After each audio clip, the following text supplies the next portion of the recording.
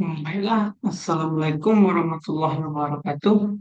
Perkenalkan nama saya M. Agil Al-Munawar. Baiklah, saya dari R001 dengan NIM F1E 222 053. Baiklah, saya akan menjelaskan tentang OSI layar model. Hmm, OSI layar model, baiklah saya akan menjelaskan tentang OSI layar model terlebih dahulu. OSI layar model ialah yang menghubungkan standar untuk komputer-komputer ke perangkat dari vendor yang berbeda. Seperti bisa kita lihat ialah yang pertama, apa itu auxiliary model?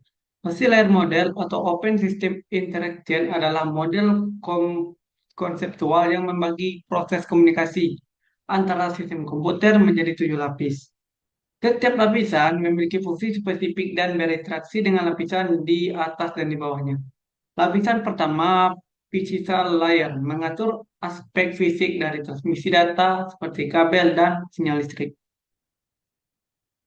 Baiklah, mari kita lihat dengan opsi layer kedua, yaitu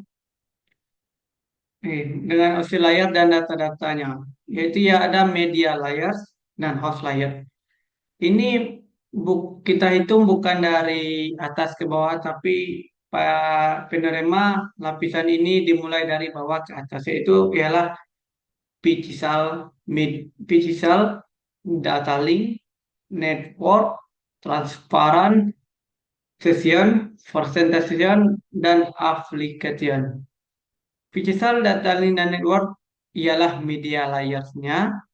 Transport, session, presentation, application ialah host layer-nya.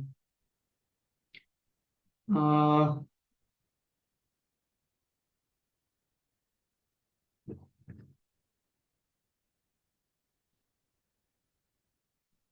eh, 7 pembagian layers. Baiklah, saya akan menjelaskan satu persatu pembagian layar. Eh, Pixel layer dan data link layers. Layar satu ialah pixel layer. Ialah mengatur aspek fisik dan transmisi data seperti koneksi kabel, sinyal listrik, modulasi, dan lain-lain. Contohnya internet, USB, kabel optik, dan sebagainya. Dan layar dua ialah data link layers. Data link layers menyediakan komunikasi langsung antara perangkat yang terhubung secara fisik, misalnya dua komputer dalam jaringan lokal, menyediakan deteksi dan koreksi kesalahan. Contoh MAC address, internet, dan switch. Network layers dan transport layer. Tiga network layer ialah bertanggung jawab untuk menentukan rute terbaik dalam pengiriman data antara jaringan, memungkinkan komunikasi antara jaringan yang berbeda. Contoh IP, Internet Protocol Router. Yang keempat ialah transport layer, mengatur transmisi data, ental, dan memastikan keandalan data yang dikirim.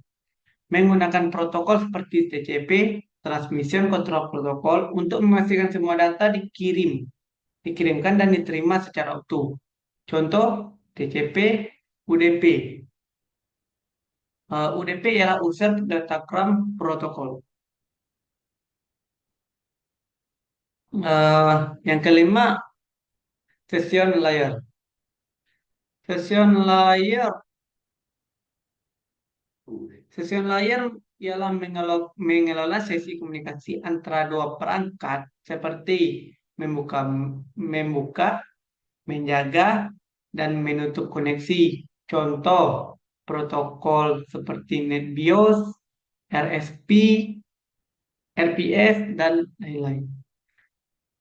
Layer 6 ialah presentation layer yang bertanggung jawab untuk menerjemahkan antara aplikasi dan jaringan, termasuk enkripsi, deteksi, dan kompresi. Yang kedua, menjamin bahwa data yang dikirimkan oleh aplikasi dapat dipahami oleh perangkat penerima.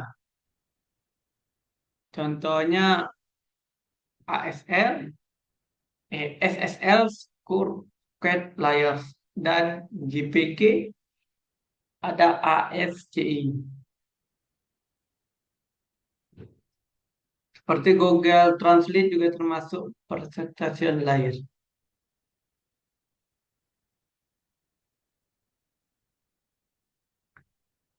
Dan layar yang ketujuh ialah application layer. Application layer ialah lapisan paling atas tempat aplikasi dan layanan pengguna interaksi langsung dengan jaringan tersebut. Menyediakan antarmuka antara perangkat lunak, aplikasi, dan jaringan. Contohnya HTTP, Hypertext Transfer Protocol, FTP ialah Field Transfer Protocol, DNS ialah Domain Name System.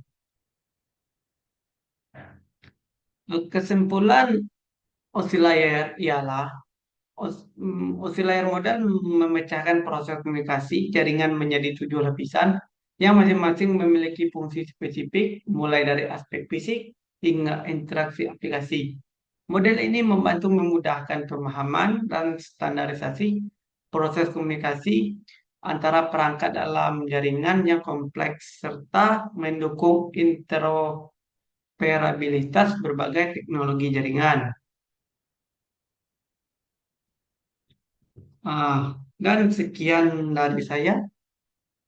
Saya tutup dengan Assalamualaikum warahmatullahi wabarakatuh.